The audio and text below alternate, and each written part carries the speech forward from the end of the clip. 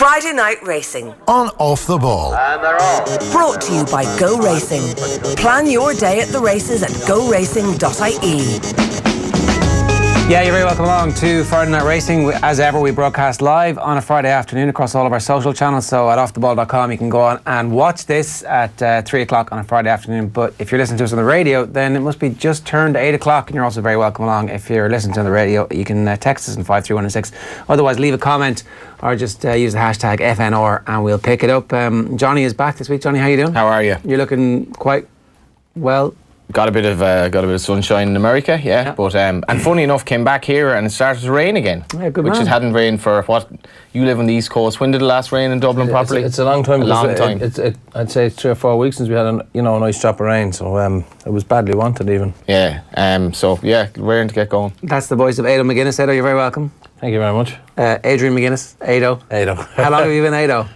All the time. The only one that calls me Adrian is my mother, and she's not here. Did you like the character Ado in Love Hate? Do you remember him? Oh yeah, you got a bit of slagging over that. Okay. He was a character now. Which one was he? He was a little bit overweight, kind of very much one for the one-liners. I think he lived up in this really dingy. That doesn't narrow it down now. He lived in this dingy flat, and he kind of half beard, peripheral enough character. Some great lines, particularly when he was interviewed by the cops one time about what he was doing on a particular occasion, but don't think I can really repeat it at 3 o'clock in the day. Fair enough, we'll get that off air. Something to do with banging anyway. Okay, well.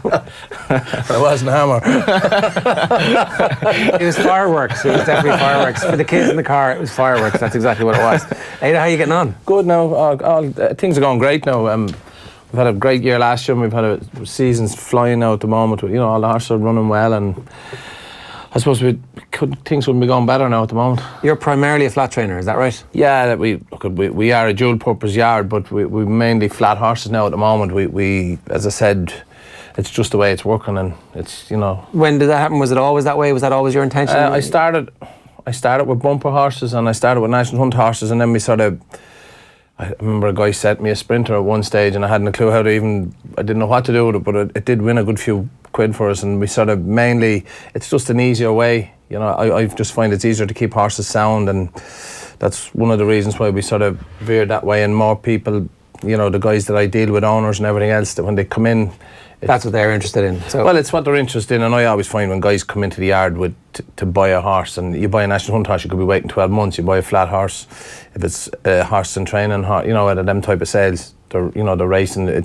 I call them ready to go horses. Okay, so just to spool back, are you traditionally from horsey stock, or you were farmers? You're vegetable farmers as well. Yeah, vegetable farmers. That's what I did. I grew tomatoes, strawberries, potatoes for most of my life, but we always had horses we would have always had horses in the yard. And did you grow up on a farm, is that? Grew up on a farm, yeah. We're born and bred where I am at the moment, and that's like proper North Dublin, is it? Proper North on the border nearly? We're between Lusk and Rush, but it's real vegetable country, sandy soil, and it's real market gardening country. That's what all the farmers like. There's not much livestock around our area. The only livestock is dogs and that. There's very little. As I said, it's all ploughs and that and veg. So it's a beautiful part of the world for people that kind of it's not like on the tourist trail or anything, and you don't go on a day trip. But actually, when you do go up there, it's beautiful. Yeah, if you do the dart ride to the south side, obviously as far as Greystones, it's probably one of the nicest train rides in the world, really. But if you actually go the north side of the city centre as well, and you get up to Skerries and places like that, really, really nice. I remember even going up to Gormanston one day on as far Laytown, up further along the coast, and lovely part of the world, and it's still somewhat rural as well, which however long that'll last, I suppose. Yeah, look at it, it's beautiful. Where I am, people drive out to my place even, and they'd say, geez, you're remote, because we're only 5 minutes from the town, but there's up small roads and that, and it's lovely. It's very quiet, and as I said, within 5 minutes I'm out on the motorway. And what's property like in price wise up there?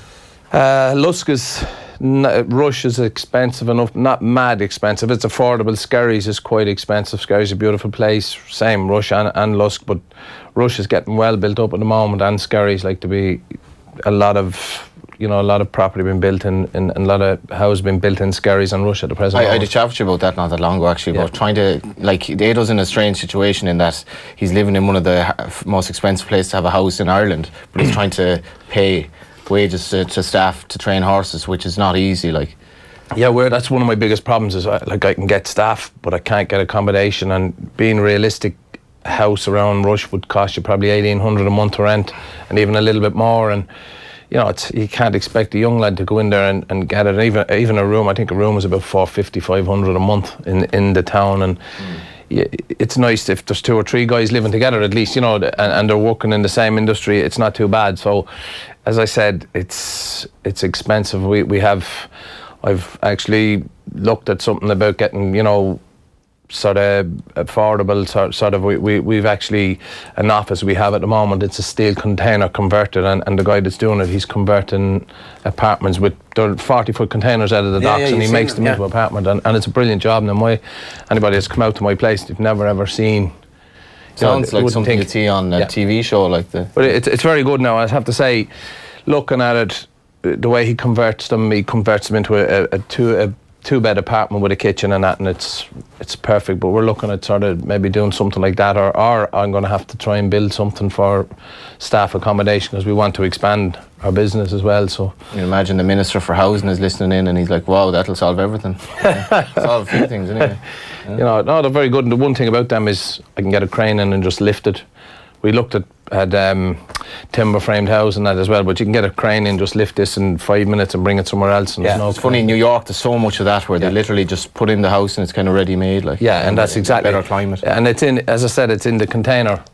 It's the sealed containers off the dock, so they just prop them and pop it down. So it's handy. Can we go back to the bit where you said you always had horses around the place? Always competing horses, always horses for racing, or was it like? Do you remember the first time you kind of realised that you were? I come from show jumping background. I had an equestrian centre before that. Like, that's what I did before I went racing, and I would have show jumped as a kid, and that's all. I ate, slept and drank horses at home as a kid. My father was, as I said, he was a farmer, but did always support me. Mother and father always did support us. So you were the first one. You were the first in the family to get into show jumping. Yes. How did that happen? What, like? Because if you go and ask for a horse, people are generally like, "No, you can't have a horse." There was, what would I say? Who's going to mind it? Who's going to clean it? Simpsons trying to get the pony for years, like, Yeah. An uncle who would be a first cousin of my dad's, he was big into horses, which wouldn't have a guy called Larry McGuinness, but everybody knows him around our town. He's passed away now, Larry Gusty McGuinness, and he was a character in himself, and he bred horses. He bred actually Grease Paint, that was second in the national, and he was big into the thoroughbreds, and he ended up being master of the hunt, the Fingal Harriers hunt, and we would have hunted with him, and he was that's how I would have started with him, and I used to hunt horses with him as well, and we had great fun. And from there on in, we moved on, and I done a lot of show jumping as a kid, but I was sort of green to the thing, and my sister did then after me, and she represented Ireland in show jumping and that, and just went from there on. And we had an equestrian centre, and we were very busy in that. And then a guy came into me one day. He had jumping ponies with me, and then he just said he'd finished up with them, and he said he was going to buy a racehorse, and he asked me would I train it, and that's how I started. Right, and so that's around the year 2000. Yeah.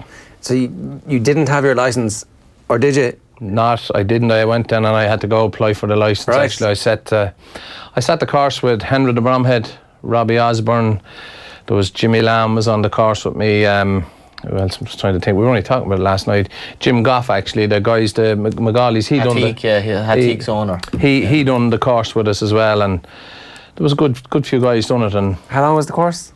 It's a 2-week course you do down in Race, and it's all about running your business and doing tacking up and untacking, and you have to make sure that you can do all that. And is it more nowadays? Does it take longer? I think it takes longer, and you have to do a business plan and all that out on what way what way your business is going to go. So if this guy hadn't asked you to go training, or was he pushing an open door? Were you kind of waiting for somebody to walk in and go, the light bulb moment, this is what I want to do? No, that's how I started, and maybe if he'd have stayed going jumping, I don't think I might never have taken up. I always loved racing, and I never missed, like when Cheltenham would be on at home or that, I'd stop and go sitting there. You'd sit and you'd watch it, and you'd always long to be something that you'd love doing. And I said I was involved in hunters and show jumpers, so it was a good bit away from doing it. But I wouldn't be the only one that has gone from that line of half-bred horses into racing. Was it difficult?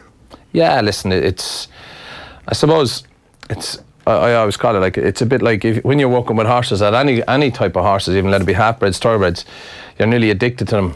And you wouldn't, the amount of hours and that you put into it, you don't do it unless you really love the game. And I think most people will tell you that in the whole industry. And of course it's difficult, but sure, I think if you want to be successful in something, doing something, it is going to be difficult starting off. And it was, but we loved it and we stuck at it. Because you had a winner in your first year. That's right. Like that's pretty amazing. So that's obviously something that, like, you must have been really quite good at it to have a winner in your first year as somebody who hadn't done training before. I think my first runner was second in a bumper. Right. And it was a 30-runner bumper around Navan. And I said, I don't know how. I used to ride the work myself and ride the horses myself at that time. But he was, and then I got a few kicks in the backside. I know he got beat the second time and I was sort of scratchy, but I thought it was easy first, and then you make loads of mistakes and you just sort of, you learn from them. And one of the things I did do when I was starting off, I did learn, and I'd watch, and if you make a mistake, try not to make it a second time. And the other thing is, in our game, is you never know it all in this game, so like you learn every single day you get up out of bed with racing, you learn a bit, and any type of horses, We were at the Curragh 10 days ago, or 8 days ago now, and it struck me that if you are a Curragh trainer, then you're watching what everybody's doing and you're seeing what everybody's doing, and like very quickly you could kind of absorb some of their habits, good and bad. Yeah. But you didn't have that. You kind of like, you're on your own. Kind of, it's not like you can drive 20 minutes out the road and chat to somebody. Were you isolated, or were you actually able to access that kind of? Yeah, look, I was isolated a little bit that way, but I suppose watching, I treat them all like human beings, nearly horses. And you watch a football team when they're training, like say a soccer team, they don't all train exactly the same way, so they train different ways, but they still go and compete. So I knew how to get a horse fit, so How? Because that's the one thing that everybody kind of yeah. And I think there's a few main things when you're getting horses. When horses are fit, they have to be healthy. Like if you're not healthy when you're fit, well then you're not going to perform. So you got to make sure they're healthy, which is one thing, which is a very important thing. I think people downplay that as well, because there's so many trainers that probably have horses going well at home. They don't know what's wrong, but there's so many little bugs. I think that can, and I'd say the main quest is to find out, like, how can I make the yard free of everything that'll hinder it or whatever. Like. And look, you do. When we started off, we probably couldn't do what we can do now, which is, we clean out and disinfect all the time, like very regular, and we disinfect the stables every 2 weeks, in a sense that just spraying them and that, and same with feed pots, lorries, trucks. Several times you go racing and you might see guys with a lorry and it might never be washed out, and I don't know how long, whereas we wash the lorry out every day, every time we go racing, it's a small thing, but I know it's another job that you have to do, but that's very important. But health is very big. It's a huge thing in the industry as regards. What's the balance though between getting them fit and keeping them fresh enough to actually keep going? Because like, you're obviously going to drill a horse for months, he's going to just lose his way. Yeah, look, every horse is different as regards, training them and keeping them right. And, we have a routine that we try and keep to. But then you look at some horses and you'd say, God, maybe he's doing too much. We'll back off him, and this fella might be carrying a bit more weight, and we'll do more with him. And we bought a new scales last year as well, which is a great factor, because we weigh the horses every week as well. So it's we get them when they win. We'd sort of always try and stick to that weight around, and you'd know. Especially during the summer, they lose a little bit more weight if they're doing a longer journey. They lose more. And then other horses I've seen, I think one horse we weighed last week, he put on weight. He did when we went we'd always weigh the night before racing as well, and the day after racing. So it just gives you that level. It's more technology for us. And I said, that's only a new tool I got last year. I was looking for it years ago with, Yeah. So years ago, it was purely with the eye. With the eye, like you do. You're going in between. Do you use a stopwatch? Are you timing? No, I don't do time, and I don't do stopwatches. No. Look, I know some of the bigger guys, some guys do, but I don't do it. And I couldn't see what benefit that would be to a trainer primarily of handicap horses like that. Well, that's why I said the type of horses we have, I don't do it. So I've seen guys doing it okay in different gallops. It was interesting speaking to Dermot Well last night. Dermot Well had a filly run last night who was seriously well bred, and you will remember this, Philly, because after we had that function and we were watching the race in Cork quite recently, and she wouldn't load into the stalls. Do you remember that? Yeah. So it turns out that she's seriously claustrophobic, and even I was talking to Ben Cohen for an off the ball HRI feature actually, and he rides over to her well. He said she will only go into her stable with real reluctance, not to mind stalls. So they had to work and just get claustrophobia out of her. So last night they all came to watch her. Pat Mullen was there. There'd only one runner, and everyone was watching her. Just how would she go around the parade ring? Because in Cork she was all over the shop, and she was just like a lamb. And he just said after race, some humans are claustrophobic. She's claustrophobic. And she's worth a serious amount of money. Did she win? She did win.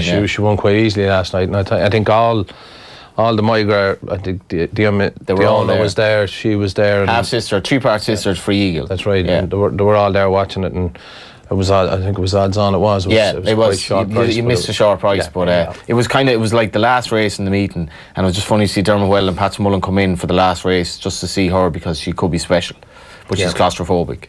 But she looked good last night now, and I think he has a couple of Group 1 entries made for her. I read that in the paper as well. So how do you learn a horse is claustrophobic? I mean, you have to go and wait, and then she doesn't get in the stalls, and you're like, well, we've learned it, or... Yeah, look, we've had problems with some of them as well, and there's a guy down in Kildare there, Will Hayes. He does look after a lot of... I seen him last night. He does a lot of training, and basically it's all about patience with horses. You go back to the drawing board and you just... You can go to him as a specialist if you have a horse. Yeah, he specialises in it, and I know someone told me he was out in India doing a horse in India that they had... right, wow, what a job. To load it, but he's very good at what he does. What would that entail? Like, it's kind of horse whispering to a degree, is this? Yeah, it is, but kind to them anyway. You've got to be kind to them, and I suppose if they get frightened, you've got to go back again to do, back to square one. Back to square one, and when you move them into the stalls and they're quite narrow, if they hit, some horses are like if they hit their sides off them, they just get a fright and they'll shoot out through them. I know I had a problem with a horse. The horse was second last night, Royal Admiral, in Dundalk here a few months ago. A horse went bananas beside him and frightened him, and he reared up and he flipped right over and went into the next stall and was looking back out at the handlers, which was when we had to go and reinsert him again then, because we had to withdraw him that night. He was favoured, and look, he's fine. There's a special rug you can get. I don't know if you've ever seen the rugs they put on them. You'll see them there at the sides.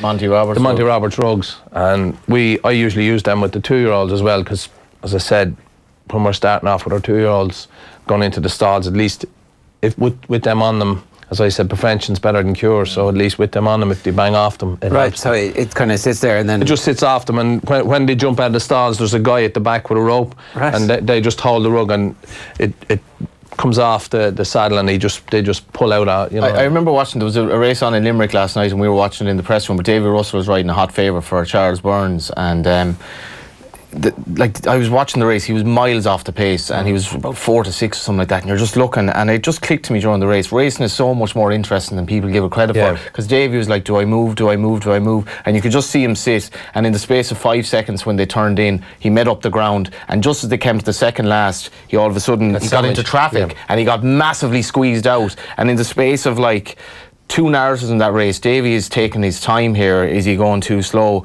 And then he did everything right, and then he got into massive traffic problems that probably shouldn't have happened, and he lost the race. And you're like, there's so much. And then you hear about stories like things that happened at the start. I remember reading Seabiscuit, when Seabiscuit was absolutely petrified of stalls, petrified of so many things. And at home they used to have a bell every time they'd have the stalls opening to kind of fashion what would happen at the race course. And I'm always intrigued by how different horses are, and mentally some can be absolute pets, and others can be pretty hard to train, but I suppose if you turn them around, it must be very satisfying. Yeah, and I think there was a problem one year with O'Brien. I think Aidan, when he went to the Breeders' Cup, there was a problem with one of the horses, or was it the bells or something was happening, but I think he brought a set of stalls back over from... He did, just to train them at home. Just to train them at home, to jump them out of the stalls, because I don't know, I'm not sure what horse it was, but one of his fancied horses was slow out. So, as I said, it was... Not everybody be able to do that, but it was a great thing to bring a new set of stalls back over and retrain the horses, Reminder, Friday Night Racing is brought to you by Go Racing.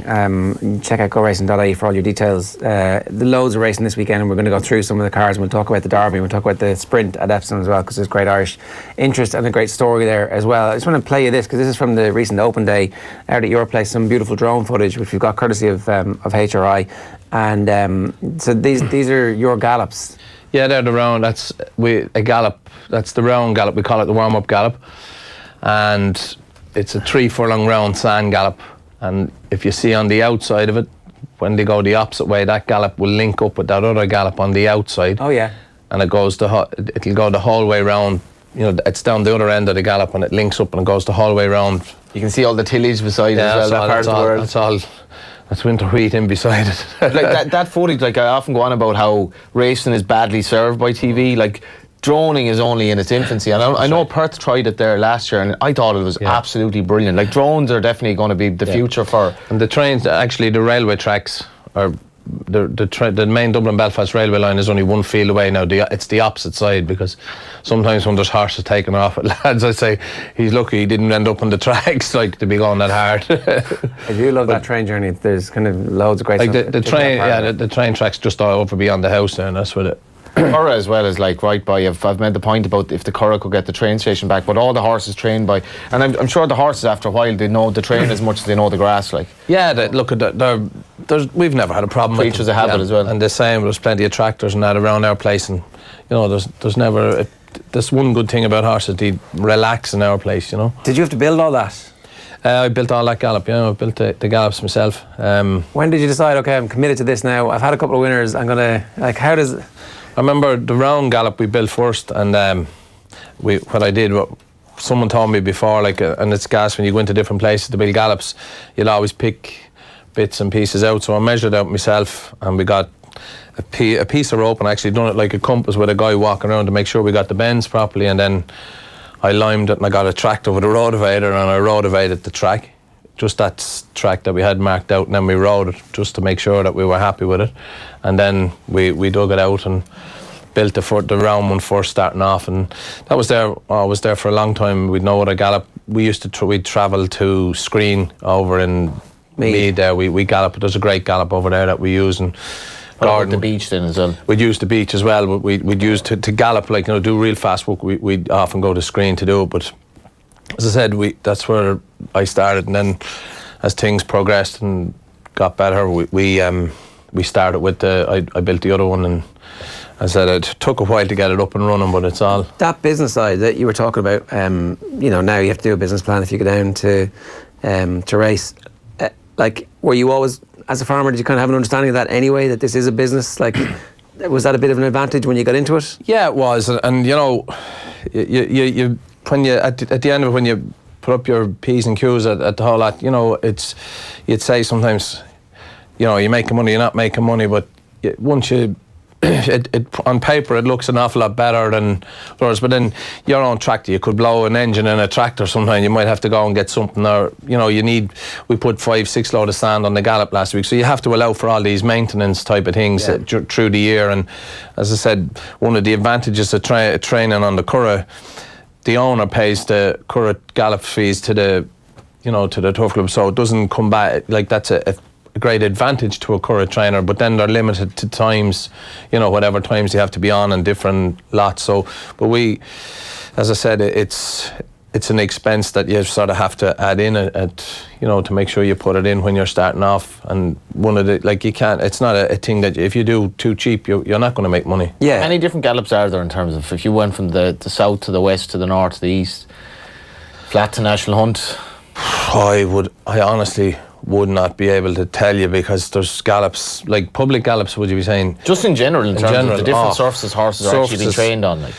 I'd say Wexford sand gallops seem to be, a lot of people train them on the wood chip gallop. Then I know Ger Lyons, I think he has wood chip gallop, and like the beauty about the Curra, you have the Old Vic, which is probably one of the best gallops in the country as regards doing fast work with horses. But I think a lot of national hunt guys train on the deep sand, you know, the Wexford sand with fibre, and we've fibre mixed to ours as well. And I know Gordon has a deep sand gallop for the national hunt horse, and then he has a wood chip gallop as well to finish his horses off and not being hard. And then the one thing about flat horses too, if you do too much with them on deep sand, you'll end up, you know, you'll sicken them. So yeah, we would have to, from this week on now, we'll be irrigating the gallop like with tankers of water all the time now with the Do you dry go weather. left and right then as well? Yeah, we go left and right, all different ways. Like, you know, you go different ways, but that's another part that you have, like, you know, it has to be done as well. So either you'd sicken them if you don't, you know, getting them too deep, especially with the flat horses. Doing fast work was the other thing. We're kind of talking to people over the last year here. You get the sense that different trainers like to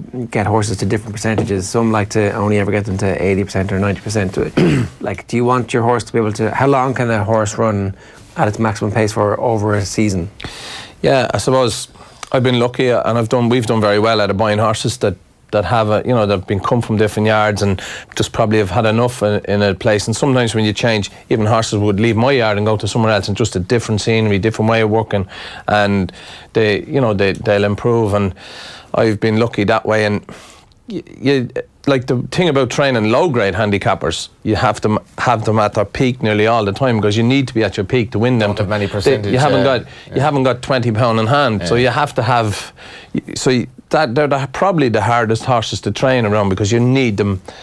As I said, you need to be drilling them all the time, and then you can't sour them though as well. And they go sour, and that's why most of them do go sour, because they're basically not good enough. So you have to be hard on them. And whereas you get a really, really nice horse in that's, you know, right, we're going to run in 6 weeks' time. We're going to build up to this race in 6 weeks' time, and then you have a fairly set pattern of so 6 weeks out from a race with a good horse, you know, you push it, lay it back, push it, lay it back, just in time. Is it something? Yeah, and that's what you can, and that's what you can do. And yet, as I said, you can do that with them, and it's they're easier train. I was only just talking to the guys this morning that were in the yard this morning, and as I said, a good horse it's easier to train a good horse than it is an average horse. That makes sense. And it's the thing that what I love about racing is when you do fall, when a trainer like you and Ado, for no reason whatsoever apart from the fact that the small dominate racing really, it's hard to come with a good horse. So when Dennis Hogan comes on Hatik, who we'll talk about, it just shows that like there's no reason, like to my mind anyway, a smaller trainer might even be better at training certain horses than the big yard, because he can give them more attention. But trainers will invariably say to you, I just need a good horse. And when you get a good horse, they're all well able to train it. They just don't come on them. And when they do come on them, then you're really sure. I remember Victran back in the day. Yeah, he I was only talking to them this morning, that we had guys in this morning, and he's a horse that came into the yard. We bought him as a yearling, but basically he ran on the flat first, and then we ran him over hurdles. He was handicapped well on the flat and over hurdles, and as I said, it took us nearly 2 years to do that before he started to win. And he won an Imperial Cup, an Irish Link, and he'd won handicaps all over the place. He was second in the Ladbroke Hurdle in Ascot as well. Yeah. We went there a couple of times. He ran in Cheltenham, but it's sort of, before he ever won a race for us, we were nearly 2 years getting him ready there, you know, for it. And a lot of them wouldn't have persevered, like. Yeah, most of the time nowadays, I think if I had a horse and I said to the guy, it's going to take me 2 years to win with this fella, he'd be gone out the gate the following week. In football team, you know, you're not going to you'd get be gone. And as I said, that's just the way the sport has gone now. And so are you buying horses as well, like as you go along? You know, you can't just rely on being a trainer. No. You kind of need to be involved in the industry, the other side of it as well. Yeah, look, I have a guy with me, Stephen Thorne. He's a cousin of mine, and he's working with me. He's my assistant, and he set up the Shamrock Thoroughbreds a couple of years ago, and he does a lot of the buying for them, and he's a good striker. I think he's purchased 4 horses in that syndicate that I trained the horses for, and the 4 of them have won races, and you know he's 100% strike rate in that, you know, with that. Buying them, and we've bought Azzy Valentine, he bought Master Speaker, all them horses, and we go out and we source them. He sources them horses, or the two of us would source the horses at the sales, and then. Do you like that part of the job as well? Because that means you kind of have to pay attention to almost every horse in training and their results to kind of see how the industry is going and what the trends are, and you'd see when you get a really nice handicap, you know, a high grade handicapper, and he could be back in, he's slipped down the ratings a little bit, he's gone off form. I love taking a horse like that, because if you can get him back to that you know, peak, he had ability, like. He has ability, and if you can get him back to that peak, you're going to be, you know, he can collect you a nice few quid, like, you know, he can win a lot of money. I think Ozzy has won.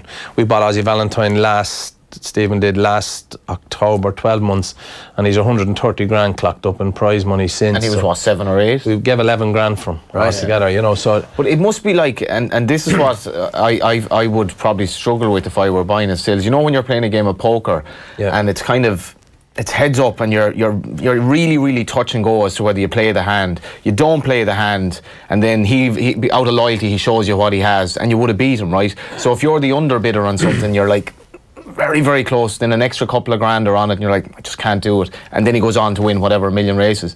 That balance of like knowing the value must be hard.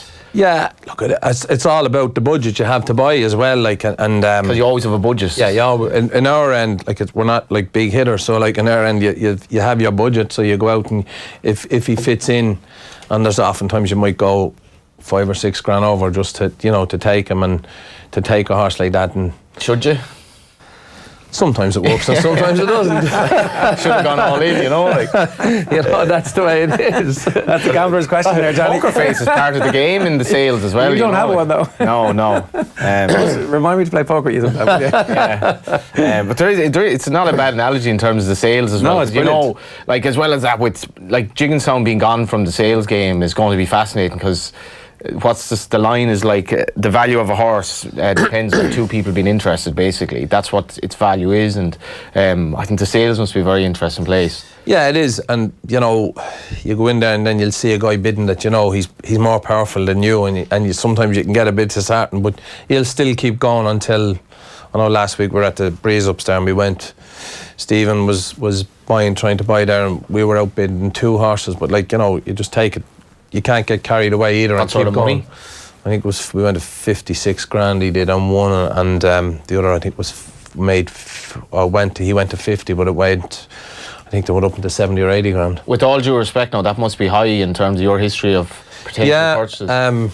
Look, as I said, we're always trying to better ourselves with better horses, so, you know, as I said, the low-grade handicappers are harder trained, so we're trying to get a better class of horse into the yard, and Stephen is doing a great job and getting it. And as I said, we've 5 or 6 premier handicap horses now. A couple of years ago, we'd only 1. Like, you know, you'd be tipping away, so that's, you know, it's a big improvement, and that's what we need, and that's what we want. And the Breeze Ups is all about the clock, because it's like unraced flat horses going flat out, basically, for, 4 furlongs? 2 furlongs. They clock them over 2 furlongs. What are the Breeze Ups? They're 2-year-old horses that go to the sales.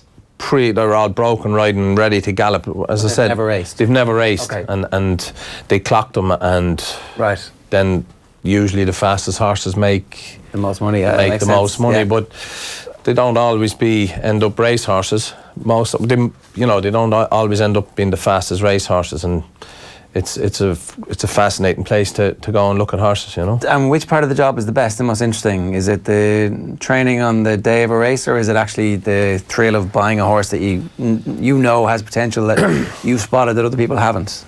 I suppose that, like, training them is great, and winning is, as I said, that is the most. When you buy a horse that has done, like the likes of Ozzie Valentine last week he won a Premier Handicap up the Curragh Guineas Day, and to buy him for what we bought him for, and that's not to say Paul Deegan couldn't train him. It was just like Paul Deegan did very well with him, but he'd obviously gotten old and maybe just wanted to change the yard. He just needed a change. Like Paul, he was second in 3 Lincolns for Paul, and won a good few races for Paul as well, and you know, to do what he done last week was like the thrill we got last Sunday doing that was brilliant, you know. Is he gelding? He's a gelding, yeah. Like he's basically, he'll be retired when he's finished. But you'll find a bit of fun from him in the yard, I'd say. Yeah, I think he's a horse. I just said he's a gorgeous looking horse, a beautiful horse. He's 16.3, and he's tailor made for the racehorse to riding class in the horse show for someone that wants a really, really nice, fabulous looking horse. That's exactly, and I'd say that's where he'll end up. Going to something like that, which is great for them horses after. Yeah. When we had William McCreary, and his matron winner was Faisalana, and they're by the same stallion, and he was a slightly under-hurdled horse, Aussie rules, but he won. I think he won a French Guineas or Derby. But I always find all of his horses real dead genuine, like, and that's another aspect to the game, that you remember their daddy and you see his traits implanted in the progeny.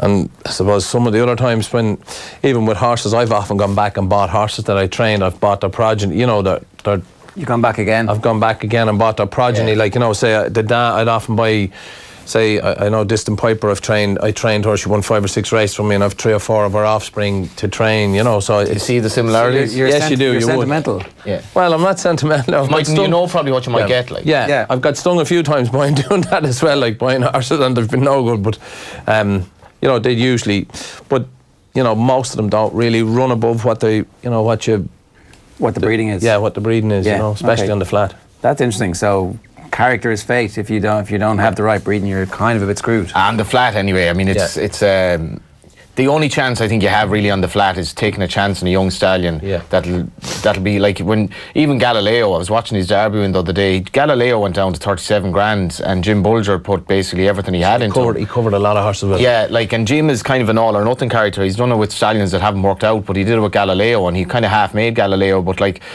ultimately, I'd say your best chance on the flat is with an unraced horse by a stallion that's like, for example, Tough as Nails now is a stallion that costs 2 or 3 grand. I think he could be really good stallion if he got better stock. He got better stock. And So I was talking about him last week to Vannies, and he was a tough horse, and he was a very good 2-year-old and a 3-year-old, but he was a cracking 2-year-old. And he's by Dark Angel, who's a really good stallion, and like Tough as Nails is for buttons. But if there's a stallion who's had a disappointing first year, he'll go unfashionable, and you might get his stock cheap. Or if there is a chance without the pedigree, but generally it entails taking a bit of a chance on something that's not really statistically yet proven.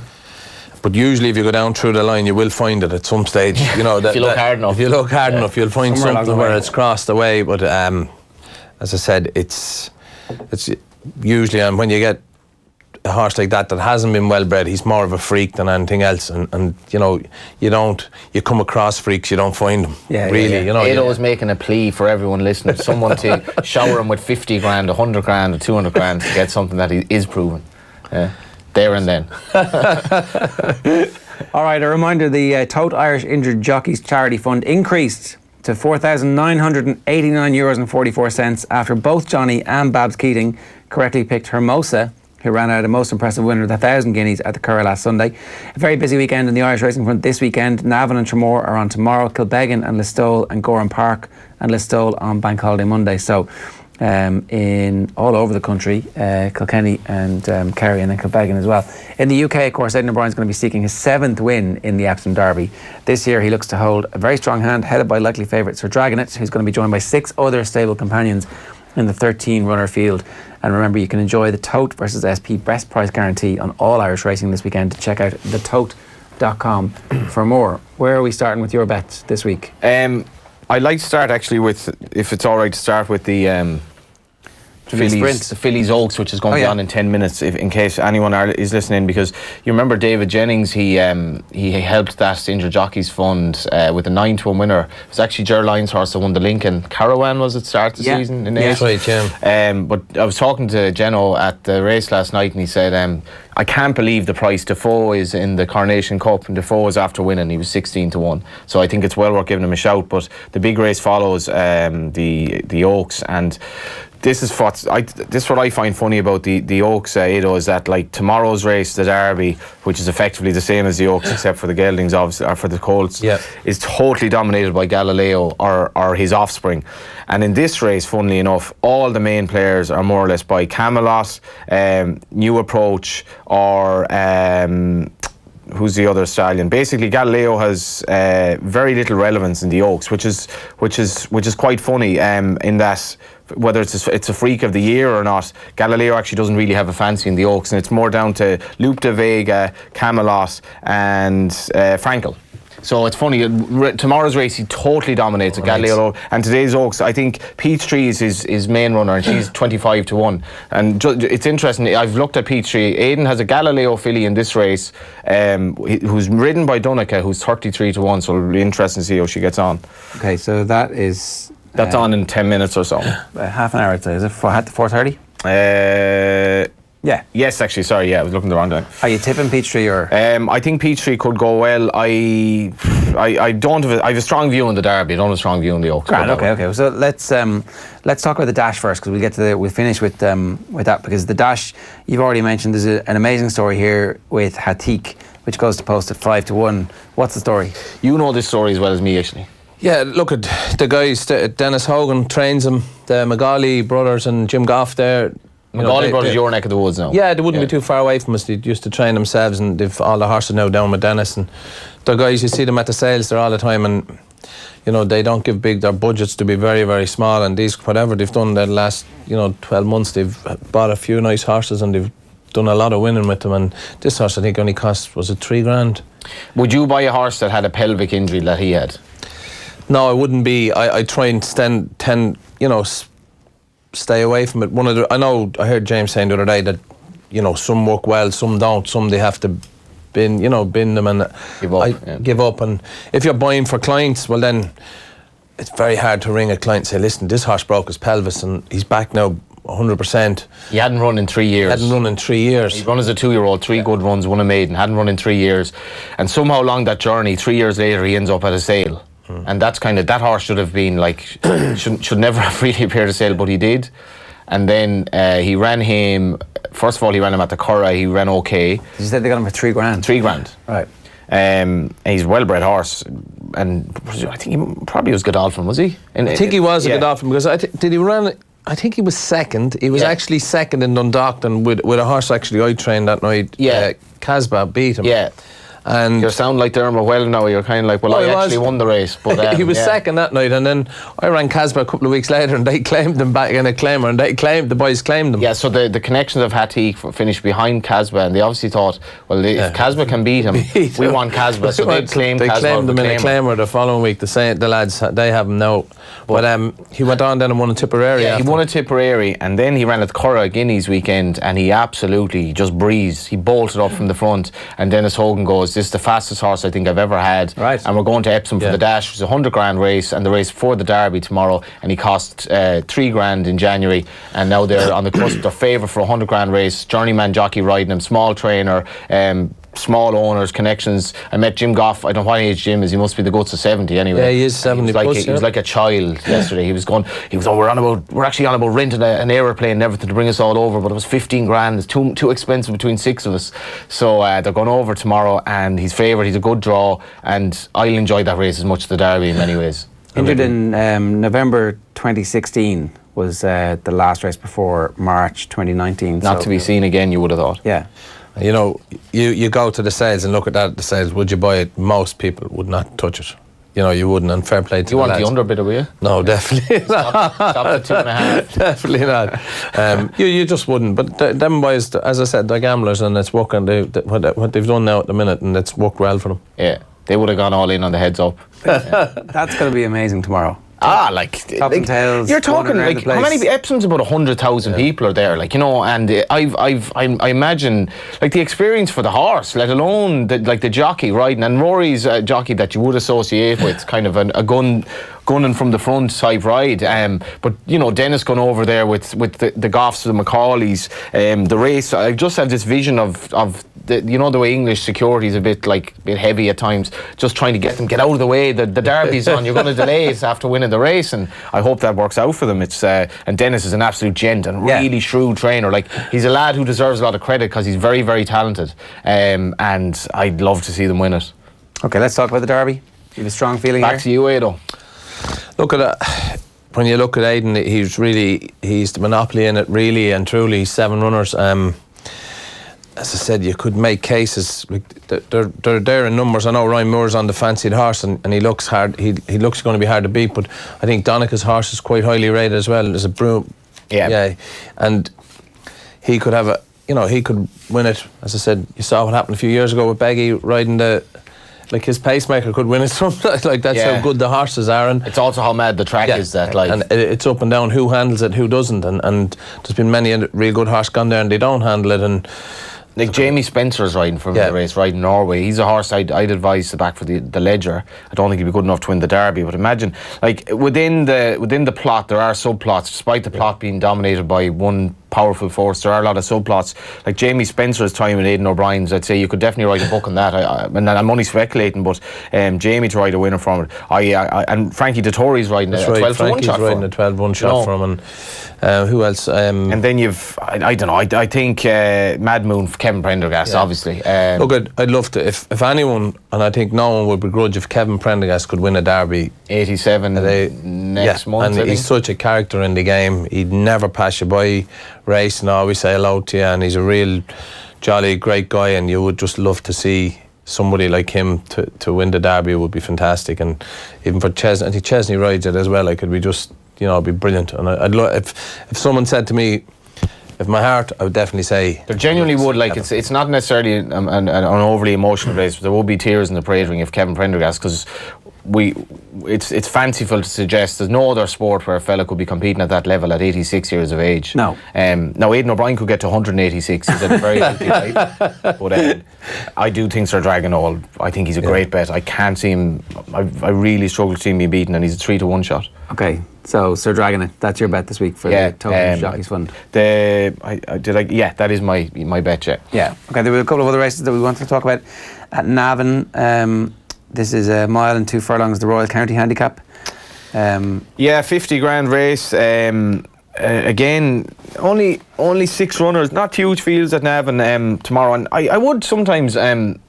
There was something about going to Fairyhouse last night that these meetings don't get crowds at all. These flat meetings at the likes of Fairyhouse and Navan. But it was actually a very interesting night, and as small as the crowd was there, you could have great conversations with people. Where were you last night? Fairyhouse. You're at Fairyhouse. Fairyhouse is obviously a jumps track, and that does a bit of flat racing. But just the little feature we did following the 3 lads around, and one of them had a winner, one of them had a second, one of them had a third. Just seeing Dermot Wells filly in the last race. There's actually lovely little stories there, and just meeting people you hadn't maybe seen in a while. But this is a very interesting race. You've Michael Hussey riding for Aidan O'Brien. I'd probably go with Nick and Jack Cave for Ger Lyons, but good racing in Navan tomorrow. Have you got anything over the weekend? I've a horse running in Listowel Sunday. I've a few in Navan tomorrow. I've a horse in the 2-year-old maiden. He's probably going to end up a nursery type of a horse. So I wouldn't be hopeful of a horse. Jungle in the sprint tomorrow. He's a 3-year-old taking on the older horses, which I wouldn't be gone on, but we're going to run him tomorrow, and he's not too bad of a horse. I'd hope he'd... Your strike rate this season so far is something like 17%. Yeah. That's amazing. Look at strike... That's insane, though. That's mad. We look at our strike rate is good. We've as I said, I think there's only 9 trainers have won more prize money from the start of the calendar year this year, which would be quite, it's great for someone like us. And I think our strike rate was up to 40-something%. We're in that. It's gone down a lot. Yeah, it's gone. No, it was up in Dundalk and that. Like we had a great season with it. But as I said, we just got to keep. That's more art than science. Knowing where to place a horse against. And that's the bit where you've got to pay attention to how every other horse is doing. It's like, well, is my horse going to beat that horse? Well, you need to know how good that other horse is, right? I think that's nearly as important as actually training horses. Like, because Ireland is a very competitive. Like, you're looking at the maiden tomorrow in Navan. It's insanely hot maiden. So I think you have to kind of cut your cloth in a way. Yeah, and the same with the handicaps. And you go down through the handicap, and then all of a sudden, say a 20-1 out sort of beat you in a handicap, and then maybe you go home that evening and you look it up and, God, this fella was rated £20 higher or £25 higher 18 months ago, and he's just come back into form. And especially with handicaps, guys forget about, they don't, if a horse has 3 or 4 bad runs, guys just punters forget about him, and he's gone in. Unless he's trained by you and he ends up in Galway or something like that. They come back. They'd beat you then, and they come back. I know Pat Flynn beat us. We were beaten ahead last night, and I looked at Pat's horse, and when I look at it again, I ridden by Ben Cohen. That's right. When I looked at it again, and I sort of said, like, he was probably due his win when he'd gone down a bit, and he was ready to come back up. And do you beat yourself up when you're like, you missed it 18 months ago? This horse was going, or do you just go, look, got to learn, take that? Look at you can't. As I said, you can't train other horses. You can't train other horses, and as I said, it's parcel of the game. We can't win every day. We don't win every day. So you just. It is a mad sport like that, though. You've got to you could condition yourself to losing. Yeah. That's you have to learn how to lose in this game as well as win. Yeah. And enjoy the wins as well. Definitely. Well, that makes sense. 440 at Listowel, the follow Bet Victor Racing on Twitter handicap. This is another one that we were looking at. Yeah. 0-95 race at Listowel. It's tricky track, Listowel. I don't know if you're if you miss the race or if you're drawn high, you might as well say drawn high is it's hard, and especially at the not as bad at the summer festival, but at the harvest festival you're drawn high because there's so much racing on it for the week. You've only a certain amount of fresh ground on it, and if you don't get into that, if you're not in that fresh ground and ground is bad in it, there's no way you'll win it. And if you watch it, you need a low draw is a big advantage around the stall. Give free shots. Nansen, who was ex-Sean Ox, Kieran Cotter. Kieran Cotter's going well with his... Yeah, his horses are flying at the moment now, yeah. Another trainer from, I think he's from the Midlands direction, is he? Yeah, he's out, I think, Monster Evan around that area. And he'd a horse that went first time out in Dundalk this year, like would have been unheralded in the betting, went out in front and won by about 14 lengths or something. I've never seen a sprinter win as far as he won that night. He looked very impressive. They were saying, well, it wasn't much of a race, but to win a sprint by that amount, you have to have ability. And it's great to see the smaller names, and even around even the Guineas weekends, the bounty was fairly well spread. And people have a big notion in the flat that sure, like Aidan O'Brien and Coolmore win everything, but like if you look at even the classics last year, that's not the case. You've Ken Condon, Jessica Harrington, with Patrick Prendergast on, he's the Group 1 winner on Champions Weekend. It's not the case. Yeah, so free Nansen you like? Yeah, my best bet at Listowel on Sunday, if I get the time here. I did a bit of work for the Racing Post on these races this morning. The best bet would be Mick Halford trains it, if I can find it here. It's better be good now, Johnny. Yeah, this is amazing radio for lads. Yeah, Defining Battle in the 3:30. Defining Battle. Do you have any Luke de Vegas at home? No, I haven't. Look at he's a real. He's a side that's after really hitting the... Look at as I said, to go and try and buy one at the yearling sale is not easy either. Yeah. So, it's just one of them things I couldn't really... I'm not saying I couldn't afford them. I haven't got any of them, and that's it, Yeah. Ado, it's been a pleasure having you in. Thanks very much. Keep up the good work this season. Best of luck with it all. Thank you very much. It sounds like you love it. Well, you wouldn't do it if you didn't love it, that's for sure. And I don't think anybody... It's great. It's a great way of life, and that's one of the reasons why we do it. And you get great satisfaction of doing when you're successful at it. It's great satisfaction. So, that's one of the reasons why you do it. What's your Galway winner? I'm building up a nice team for Galway. I think Salt and Stall will go to Galway. I know he didn't handle it last year, but I actually backed him at the Curragh. Yeah. He did. We sort of rolled him a little bit. That's a horse to keep an eye out for now. What happened to him at the Curragh? I think if the race he ran in on Friday night had been on Sunday, because I think the way the racing worked on the Curragh over the weekend, you nearly had to be at the front or in the front 5 or 6. Yeah.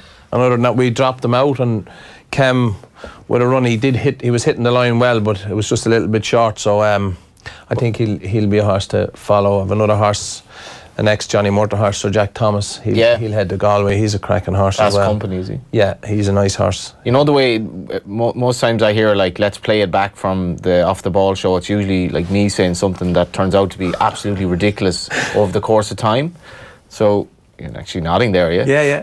So after the Galway Festival, I bet you, right, and I'm not putting like my life savings on this, which don't exist, but that clip about Salt and Saul, play that after Galway. Late July, early August. Can we back him now? Is there no anti-post? A lot of people will have forgotten by then. Okay, good stuff. Ado, good stuff. Thanks for joining us today, Johnny. Good stuff as ever.